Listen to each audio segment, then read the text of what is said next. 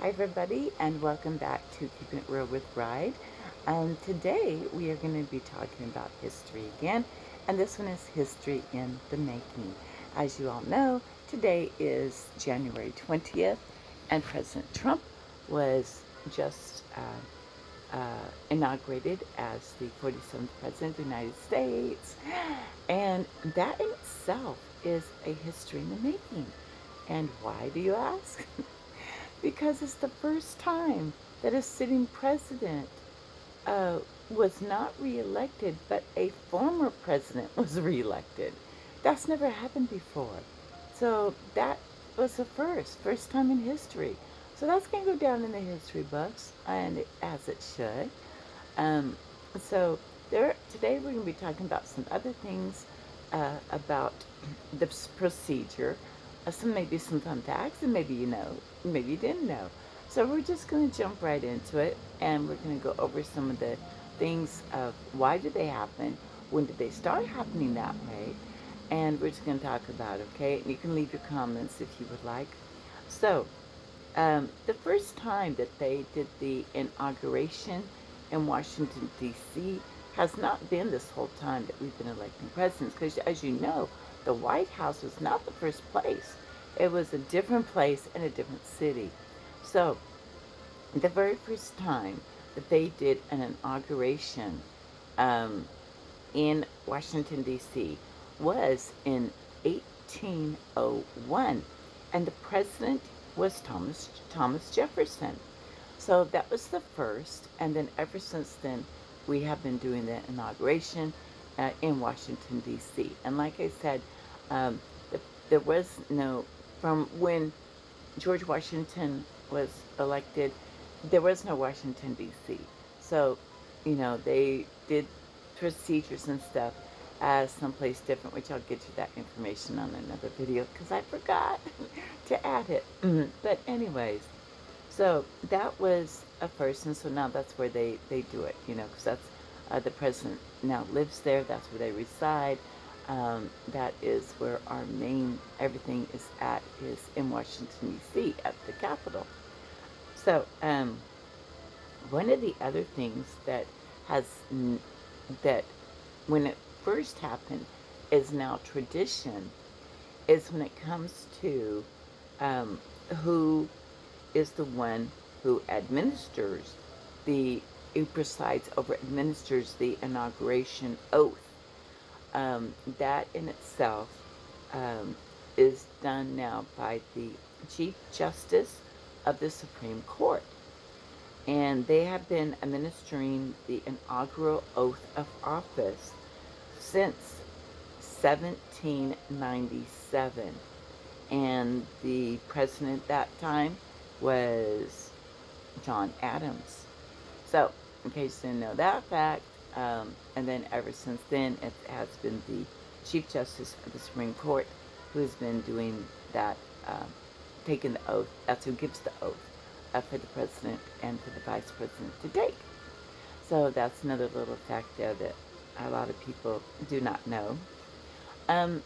The band that plays, like All Hail to the Chief, the songs, the military band that is there performing and doing the music throughout the whole thing. I'm not talking about these people come and do like Carrie Underwood came and sung that song.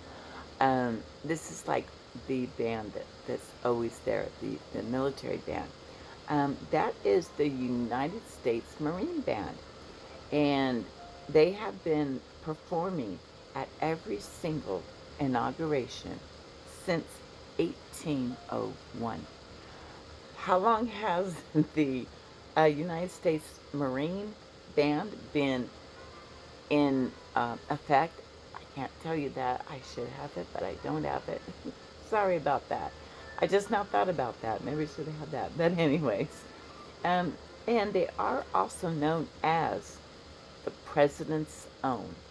Yeah, the president's own. That's just it. Where, if you say to somebody, hey, the president's own, they did this song. I mean, I never knew it was called, they were called the president's, or referred to as the president's own. But yeah, that's what they're referred to as. also known as the President's Own, the United States Marine Band. So um, today also was the 60th, that's 60, uh, presidential inauguration. And if you say, well, how can that be? Because he's only the 57th president. Well, you have to remember, this is for the inauguration. And when you've had several presidents who were assassinated. So their vice presidents were then inaugurated to take office as the new president. So that's how come today was the 60th, because we've had three presidents assassinated, unfortunately, through the course of history. So that's why today was the 60th, even though the president is the 57th. So this also marks the golden age of the United States, as Donald Trump says. And as it should be, we need to get things back. We need to get our borders secure again. We need to get gas prices down. We need to get food prices down. We need to make our military strong again. There is so much that needs to be done that he is going to, as he says, drill, baby, drill. I love that phrase. Um, so, anyways, this became into effect as of 12:01 p.m. East Coast time. That is when officially America entered a new golden age. Yay! um, I'm hoping that it really does. I mean, I do have faith in Trump. I know that the Democrats are going to try to hinder, they're going to try to block, they're going to do everything in their power to make sure that things that he tries to put back in place don't happen. Uh, we just know, because that's, they don't, they didn't love America, and that's why the borders were left wide open. There was a statement that Kamala made. She was doing an interview, and the person asked her, he was talking about the border, and she wanted to say, of course, that there's no problem with the border. And he asked her, have you ever been to the border? And she said yes. And he says, no, you haven't. But her response was, and it's on tape, on video. Her response was, well, I've never been to Europe either, so I don't understand your question. That was her response. That she's never been to Europe either, so she doesn't understand the question. What's the problem? And she was the border czar. I know there's a lot of times she tried to say she wasn't, but it's all on video with Biden calling her the border czar, signing the papers stating she was the border czar, but she never went down to the border. They never closed the border. Biden even started tearing down part of the border. Of course, in this last couple of months, he wants to act like, that, oh no, the border, because he realized the American people, that the border was a big issue with them. So then he tries to do things like, oh, we need to, like, maybe we should put up a wall, and he started trying to build some more wall. But then again, he took away a lot of the equipment that was already there that he tore down and was selling it. So that us American people, that was part of our tax dollars. They didn't ask us. He just decided he was going to sell it for pennies on the dollar. Okay, well, the money to purchase that stuff was with our tax dollars. And he decided that he was going to try to hamper Trump and from not being able to build the wall by simply getting rid of the supplies to do it. So we'd have to reorder the stuff. Our dollars, your dollar, my dollar. That's like insane. So some of the things that he is also going to be doing, which is a really big thing, that he's declaring a national emergency at the southern border. He is reinstating that state in Mexico thing that that was one of the first things that Biden, when he got in office, deleted, was remain in Mexico that Trump had set in place.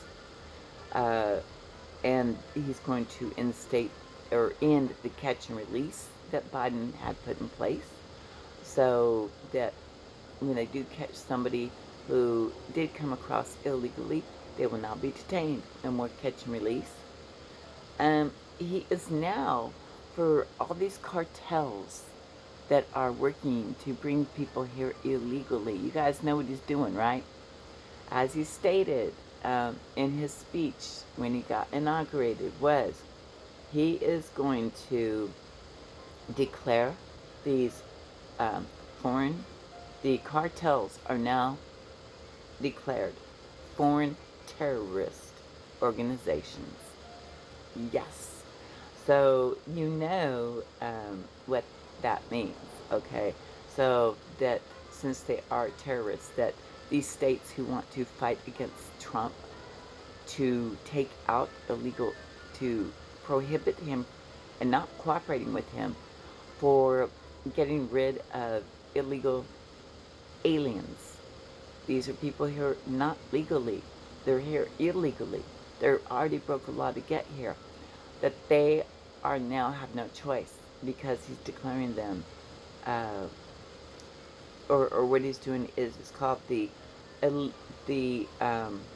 he is invoking the Alien Enemy Act of 1798. So this is nothing new. This act that he's invoking has been part of part of our law since 1798.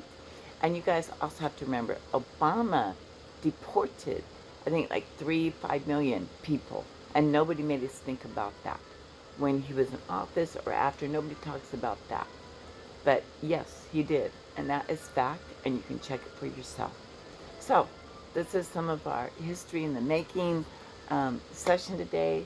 I hope all my history buffs, I hope you guys liked this also. Please, if you don't mind, hit the subscribe button, like the video, share the video. I do appreciate it. I'm trying to get enough people on here so I can do live streams or enough likes, views, because the time you watch it counts towards my hours that I have to have of people watching my videos so I can do live streams. So thank you all so much for being here today. Enjoy the rest of your beautiful Monday, and it is also Martin Luther King Jr.'s birthday today. You can, for the people that do get that day off to celebrate it, enjoy the rest of your day. Oh, and one other thing is, I don't remember now. Oh, he's also going to be releasing the files on the JFK Jr. assassination, Bobby Kennedy's assassination, Robert Kennedy's assassination, Martin Luther King Jr.'s assassination. Those are 3 of the files that he's going to be releasing. That is another history in the making. One of the reasons why he said before he didn't do it in his last presidency was he saw the file for JFK. And because some of those people were still alive, I guess that were maybe against what was going on or whatever, he was trying to protect them because since they're no longer, I guess you can say maybe because they're no longer, they don't have any protection for somebody to go after them for whatever. But anyways, I'm not saying anything bad, but he wanted to protect those people that I guess were innocent because they don't get any protection.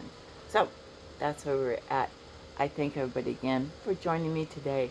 And until tomorrow, everybody have a great day, and I'll see you tomorrow.